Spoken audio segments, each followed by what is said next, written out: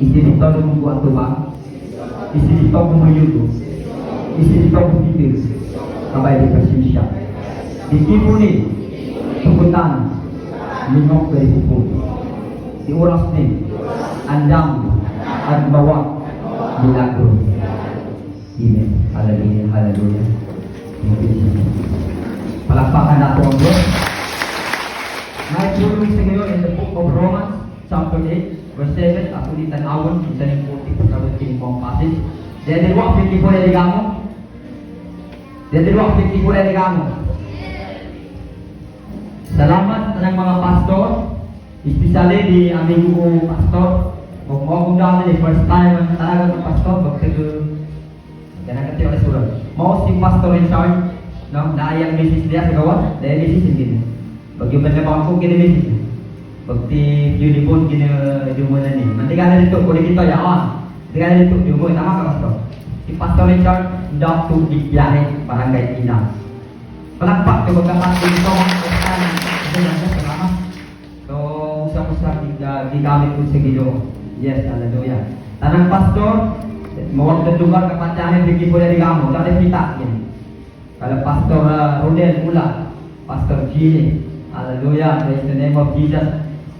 Sa una, si Rodel, katugtugan, karong pastor na siya. Kaya niyo po na ito, nag-live siya. Katong nag-walis siya, hallelujah. Ang Pastor Gini, tumatong mag-walis.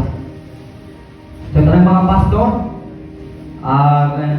dinilibali, Glam din yung pastor din, sisigang din yung faith, the student ni faith, natin kapat na rin naman, dahil po, kakainglayin mga lugar. So, yan yung mga talipin po ni, himuon na ito usang katigo para sa usang espiritu. Himuon na ito ang usang katigo para sa usang espiritu. Wala ko nagbasi kung usang ang imong karatulang, imong religion, kung ang daging simbahan ko, wala ko ilabot dito. Basta ako ang sultiran karong gabi, himu ang pinaka-the best na mag-usat sa usang espiritu. Palakpakan nato ang Diyos. Yes. Dikipunin mo ko niyang mensahe sa given, the book of Romans chapter 8. Pamilyan natin isa na verse. Hallelujah. Thank you, Jesus. Hallelujah. Yes, ang pulong sa Diyos na kaingon. Busak kaaway sa Diyos ang tao nga kanunay maghuna-huna sa mga butang nga tawhanon kay pilit man siya butuman sa balaod sa Diyos ug pilit kayo siya makatuman niini. Yan segunda.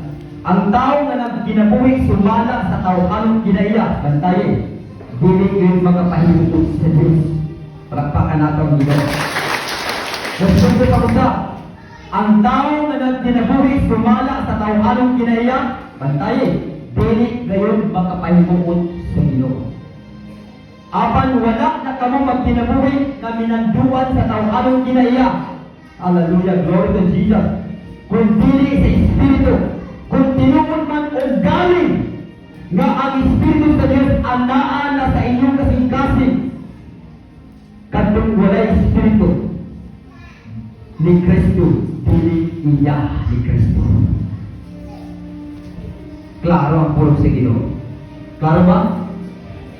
Apan kung magpuyo si Kristo sa inyong kasing-kasing, bisan patay ang inyong lawas tungod sa sala, apan ang Espiritu inabuhi alang kaninyo tungod kay hihimo man kamo man-aron sa Diyos. Thank you, Jesus. Palakpakan na ang Ginoo. Yes. Sa verse 12, tungod ni anak mga igsoon, obligado kita sa pagkinabuhi dili sumala sa tawhanong kinaiya. Kay kung magkinabuhi kamo nga minanduan sa tawhanong kinaiya, mamatay kayo kamo.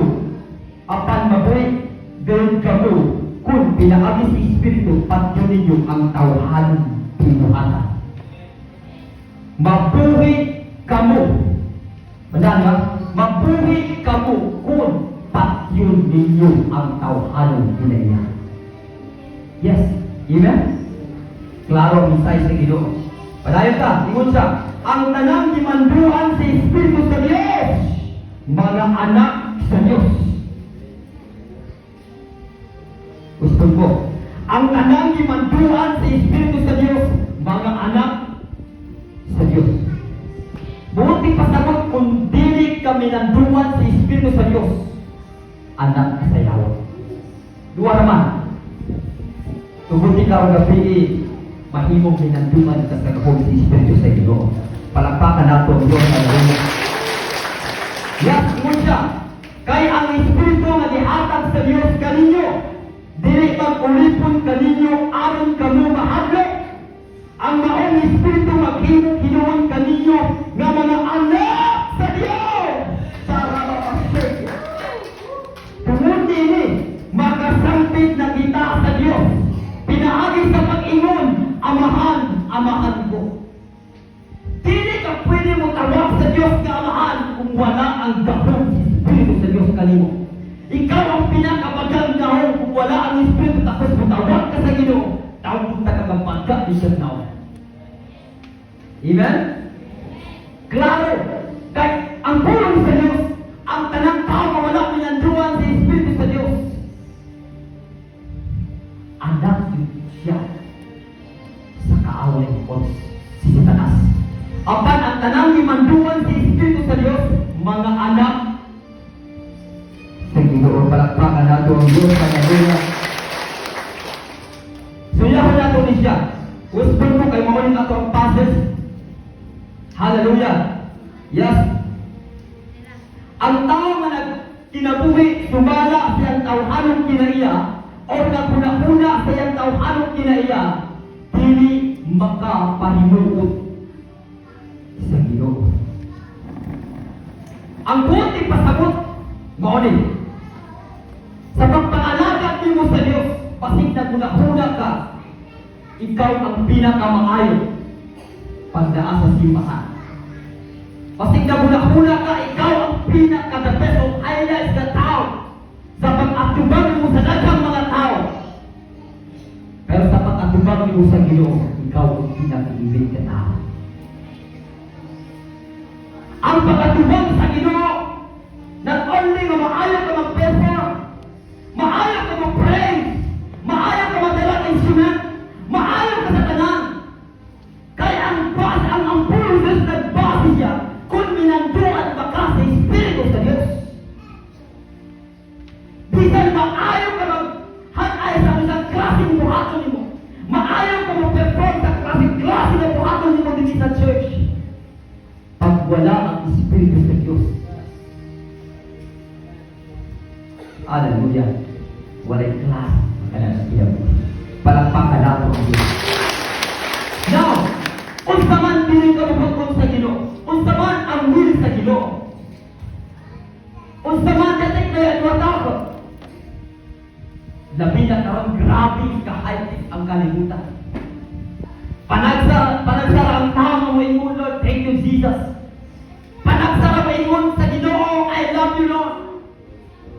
Ang tanang I love you nila iurot dito sa kailaya. Unsa may pinaka-paniblaan at git ka na automatic kalikok. Get pinaka-kalikok. Dilan mo ni gamon ni kagluto. Ang pinaka-kamanin kita brown, eto ti kalikok, ignuto ni Banmuni. Tanang 50 falim na lang simbahan, 30 falim na lang simbahan, tapay di falim pa yan si Lala. Sa mga buhay hapon, sa mga pagawin hapon, labak yun. Yan sa pinaka-kalikok.